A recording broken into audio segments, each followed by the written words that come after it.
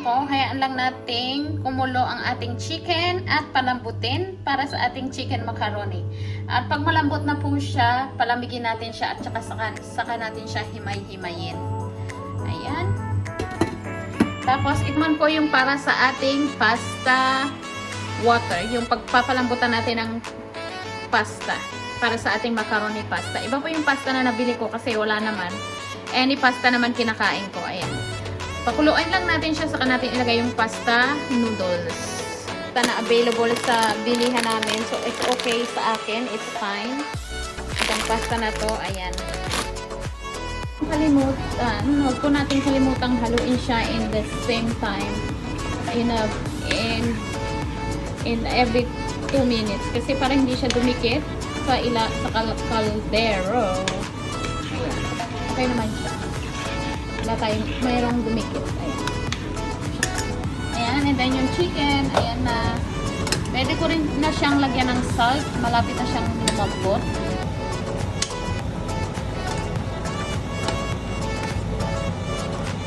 Ayan. Pwede natin siyang lagyan ng salt at pepper para may timpla na rin siya bukas. Hinaan ko lang yung apoy na susunod. Ayan. And ready na yung pasta natin. I-off na natin yung ating apoy. Ayan. Ready na yan. Malambot na yan.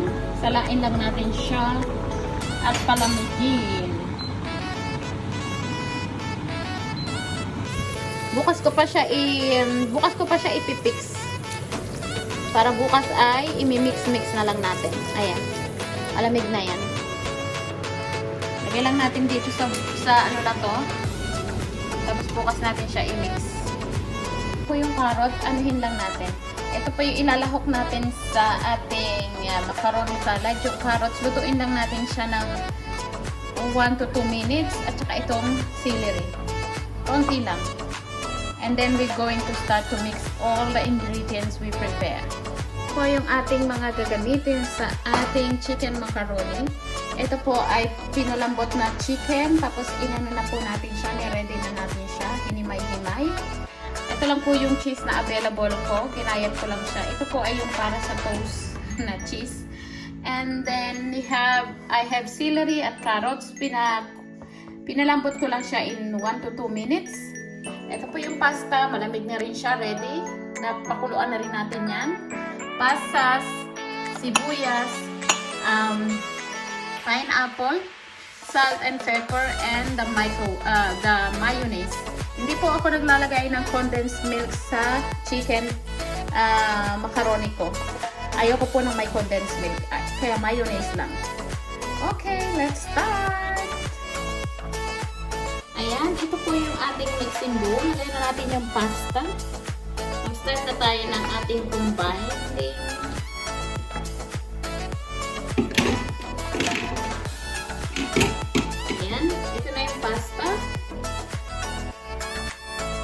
Drain na natin siya. And then we put the next one. First, lagyan natin siya ng mayonnaise. Ito yung ating gamit. Yung balas. Ito. Wala tayo ng kutsara.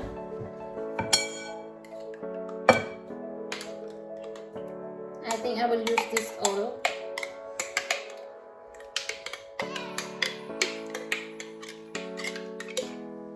Pero haluin lang muna natin konti.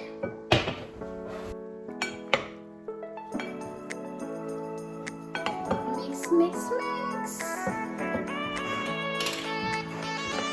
Be careful while you mixing, so hindi natin malamog yung ating pasta.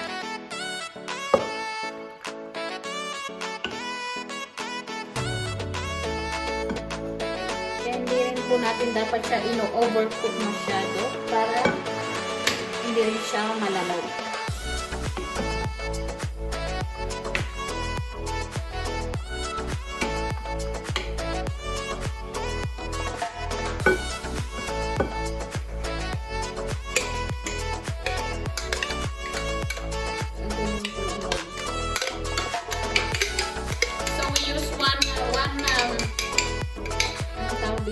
Isang ganito po is 500 ml.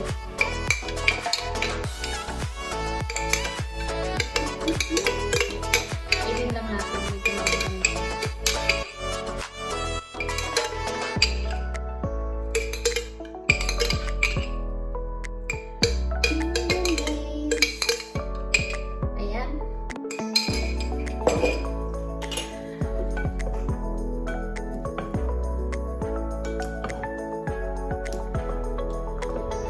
po itong kainin lalo na pag gutom kayo galing sa work. Ako kasi minsan pag galing ako sa work, gusto ko may nakakain sa ref. Kaya magandang idea to. Pwede naman siya hanggang 5 days. Basta make sure na nakaseparate bawat kinukuhanan nyo. So hindi siya ilalabas sa ref all the time. Ayan. And then ilagay na natin ang chicken.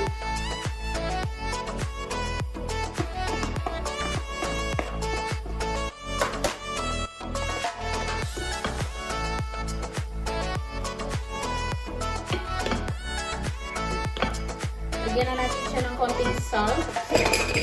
Lagyan na siya natin na yung pasta nung niluto natin. Pero of course, dahil may mayonnaise, we need to balance also with salt.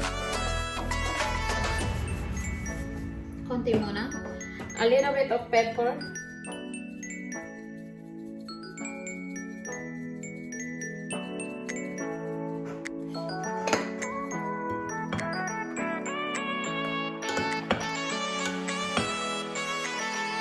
Tingnan po natin kung lalagyan natin siya ng sugar later. Kung medyo maasin siya. Total, maglalagay naman tayo ng pineapple bits at saka raisin. So, katamin din naman yan.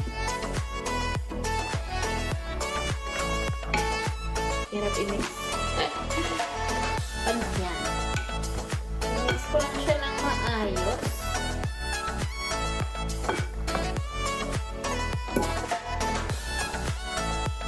And then, we can put the onion. So, mabalance na natin siya. Kung may red onion is okay. But I have this white onion. So, ito ang gamitin natin.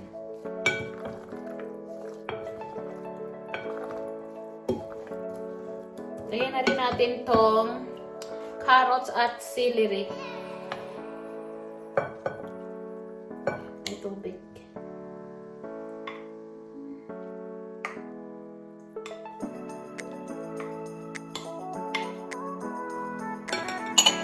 Next, yung pasas. Ilagay na rin natin. Para isang haluan na lang. At saka yung pineapple. Make sure lang na walang tubig na sumasama. Kaya kinukutsara natin. May water pa yung pineapple. And then, yung cheese. Ito. Kunti lang. Ayan. And then, final touch. I-mix na lang natin siya lahat.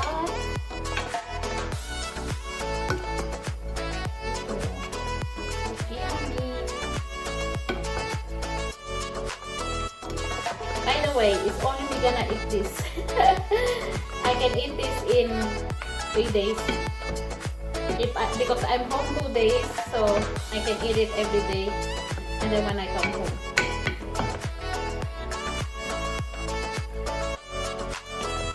So just make sure you mix it good, down and up. And then tikman natin later.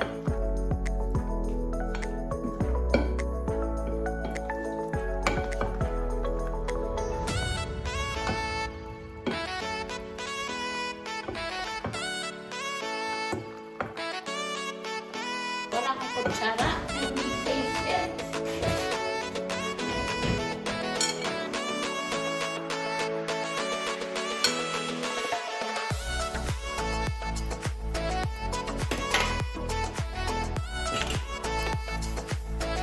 Kailangan pa niya ng salt.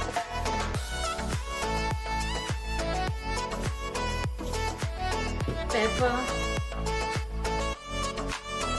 Kailangan niya ng sugar. Medyo maasim siya. So, lagyan natin siya ng sugar.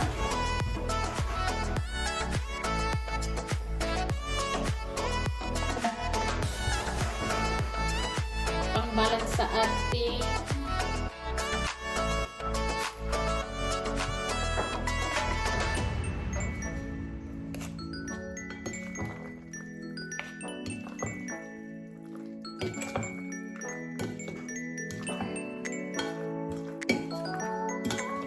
ano lang yun sa mayonnaise, yung asim niya, pang balance.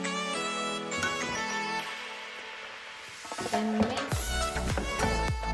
Give it a mix.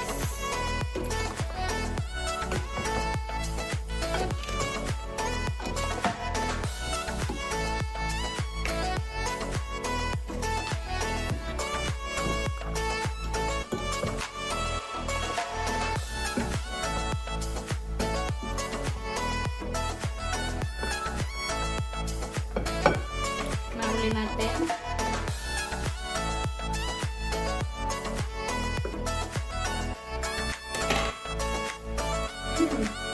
Okay na siya. Konti lang halo pa.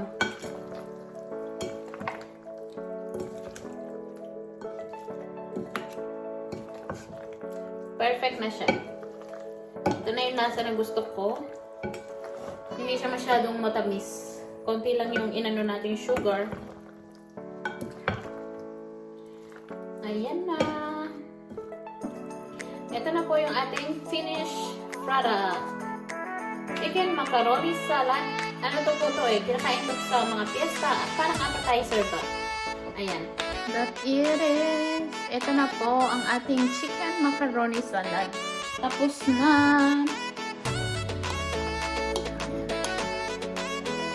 Sarap. Dagdagan ko pa kaya ng onion. Para kasi hindi na malasa yung onion masyado. Konti lang kasi yung onion na nilagay ko eh. Ako nga ulit. Saka yung onion ko.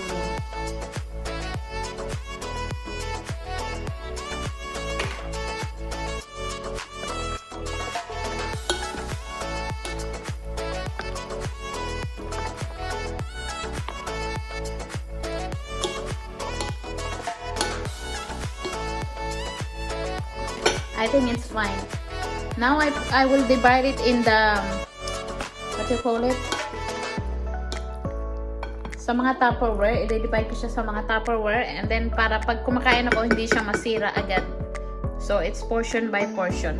Thank you and I hope you enjoy my simple chicken macaroni salad. Thank you. See you in my next vlog. Bye!